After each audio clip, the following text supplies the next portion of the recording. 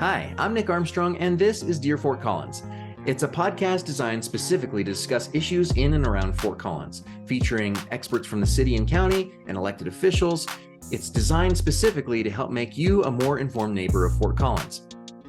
This particular series of this podcast, I am interviewing city council candidates for even-numbered districts.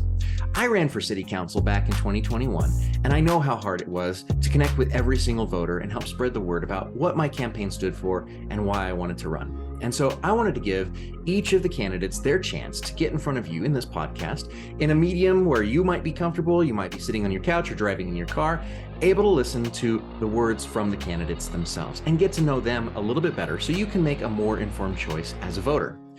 Now, I do serve on the Parks and Rec board for the city of Fort Collins, as well as the Box Elder Sanitation Board and my neighborhood HOA board. I am not here in that capacity. I am here as a private citizen, hoping to make my fellow neighbors more informed about their choices so that they can go to the voting ballot and know who they're voting for and why. With that being said, let's bring in our candidate. Shirley, introduce yourself. Hi, Nick. Thank you for having me, and thank you for giving all of us candidates an opportunity to let the community know a little bit about us. My name is Shirley Peel. I have lived in Fort Collins for a little over 20 years. I've been married to my husband, Craig, for 35 years, and we have 4 wonderful children. My background is that of an educator, but for the last 2.5 years, I've been serving on Fort Collins City Council as a representative for District 4. And I tell everybody this is the best job I've ever had, and I love it. And I really hope to have the chance to keep serving the people of District 4 for the next 4 years. Shirley, why are you passionate about Fort Collins, and what motivated you to run for local office? So, as I said before, I have 4 children, and we've been here over 20 years, and I was able to raise my children here, and Fort Collins has been an amazing place to raise my children. And Fort Collins has just given them so many opportunities. And, I didn't really realize the opportunities that they had until I was in a Parks and Rec meeting, and they were just talking about all the things they offer to our kids. And I actually started crying because I was like, oh my gosh, I have just realized how much the staff and the programs of Fort Collins helped me raise my children. But anyway, that's really why I decided to run, is because I wanted to give back to the community. And when your children, all 4 of your children grow up and leave home, you have to find something else to do. And so I thought this was just a way I could give back to this community. Can you share a specific project or issue you'd like to tackle if you're reelected?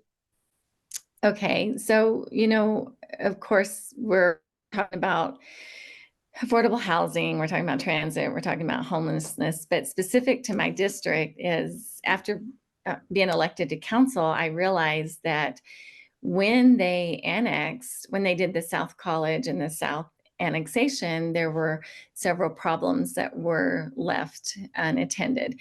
And so I have really been working to get some momentum to remedy some of those. And what that looks like is our electric lines have never been undergrounded. And so I'm working on that because this has become especially important in wake of the Marshall Fire, because my district has quite a bit of natural areas and quite a few of our electric lines are still above ground. And so that's a concern. So I'm working on that. Some of the roads, when you get annexed into the city, if the roads aren't up to a certain standard, the city won't take them on. So I'm working on hopefully getting those brought into the city rotation of maintenance and upkeep. And then the thing I'm most excited about is South College. When they annexed South College, it sort of left businesses in limbo because of that's a state highway road. Like who actually owns the access roads and who's responsible for maintenance. And so it started out with that, but now it's developed into, I really, really want to help the businesses on that end of town create a South College identity, just like they did in Old Town and Midtown and even in North Fort Collins, right? So that project of trying to get the business together to create a business improvement district, that's probably my favorite project right now. What makes you uniquely qualified to represent District 4? I think that most people that run for city council have the best interest of the city at heart, right? Right now, in this particular, everybody can make a contribution, but right now, at this particular time, I think my voice is needed on the council because it is a balanced voice. And I also feel like because I have had listening sessions and because I have walked neighborhoods and had coffee with people and answered phone calls, texts, and emails, I feel like I have a handle on what the needs are of my district because, I think every council member would say each district has its own unique needs. And that's really true. District 4 has very unique needs. And because in this past 2.5 years, I think I've really been able to dig into those issues and start coming up with solutions. And also, I think just with my personality, I tell people when you're a middle child, you learn how to be a bridge builder, a peacemaker, moderator. And so I really do think that I do well with that. I work well with all segments of our community. And lastly, I'm fortunate enough to have a lot of time to devote to city council. Who do you consider a role model in the realm of public service, and what have you learned from them? So I'm going to give you a name that you've never heard of, Ellsworth Greer. Ellsworth Greer was my stepdad. And honestly, Nick, you remind me a lot of him. He was a community, no, for real, not age-wise, but he was a community activist, right? He lived in small towns all of his life, but he always looked around and said, what needs to be done? And just like you, it's anywhere from parks to schools to whatever. One thing that he became very passionate about was volunteer fire departments. And so he created, because little towns don't usually have a big budget for fire department. So not only did he create volunteer fire department in the little town he lived in, he went to surrounding towns. He helped them organize theirs. Later, he taught at the fire school at Texas A&M, and then he was later a lobbyist at the state capitol for the Volunteer Fire Department Association in Texas.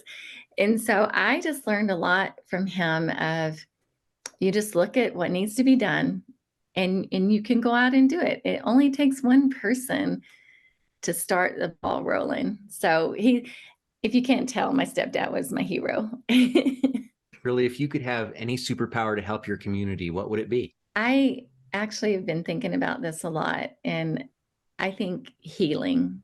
I am so concerned about the divide at the national level, at the state level, and then even the divide that I see here in our community.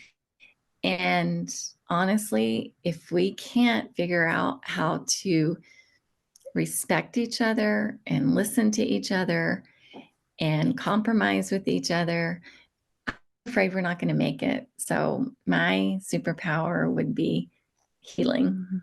And last question, what is one piece of advice that you've received that you didn't take, but you wish that you had? When I was looking at these questions this week or last week, I was like, I really can't think of any. I'm sure there has been some, but I've been racking my brain and I can't think of it.